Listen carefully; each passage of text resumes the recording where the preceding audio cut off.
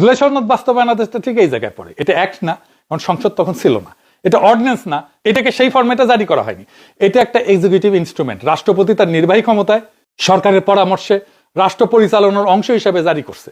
রাষ্ট্রপতির ইচ্ছা প্রকাশে যখন ডাইরেক্টিভ, তখন তার আনুষ্ঠানিকভাবে জারি করা গেজেটে প্রকাশিত লিখিত আদেশ, এটা তো অনেক বেশি শক্তিশালী ইনস্ট্রুমেন্ট। সালাউদ্দিন যখন বলে এটা অধ্যাদেশও না আইনও না, তখন আসলে বলতেছে রাষ্ট্রপতির নির্বাহী ক্ষমতা বলে কিছু নাই, রাষ্ট্রপতির ইচ্ছা অভিপ্রায় নির্দেশনা কোনটারই মূল্য নাই যদি না সেটা আইন বা অধ্যাদেশ নামে আসে। এটা সংবিধানের এক্সিকিউটিভ পাওয়ার ফ্রেমওয়ার্ককে অস্বীকার করে। সবচেয়ে মজার কথা, এই একই রাষ্ট্রপতি একই সময় নির্বাচন কমিশনকে নির্বাচন পরিচালনার নির্দেশ দিচ্ছেন। সেটা কি অ্যাক্ট ছিল না অর্ডিন্যান্স ছিল?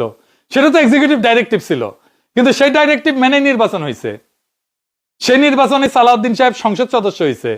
রাষ্ট্রপতির ইচ্ছায় নির্বাচন হইলে সমস্যা নাই, কিন্তু রাষ্ট্রপতির আনুষ্ঠানিক আদেশে গণভোটের ব্যবস্থা হইলে সেটা হঠাৎ শূন্য হয়ে যায়।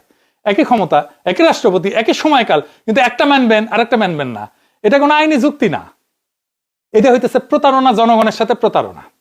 জুলাই আগস্টে আমাদের সন্তানেরা রাস্তায় নামলো, গুলি খাইলো, মরলো। কেন? যাতে আর কেউ কোনোদিন কাউকে রাতের অন্ধকারে তুলে নিয়ে যেতে না পারে। সেই রক্তের দামে অন্তর্বর্তী সরকার গুম প্রতিরোধ অধ্যাদেশ বানাইলো।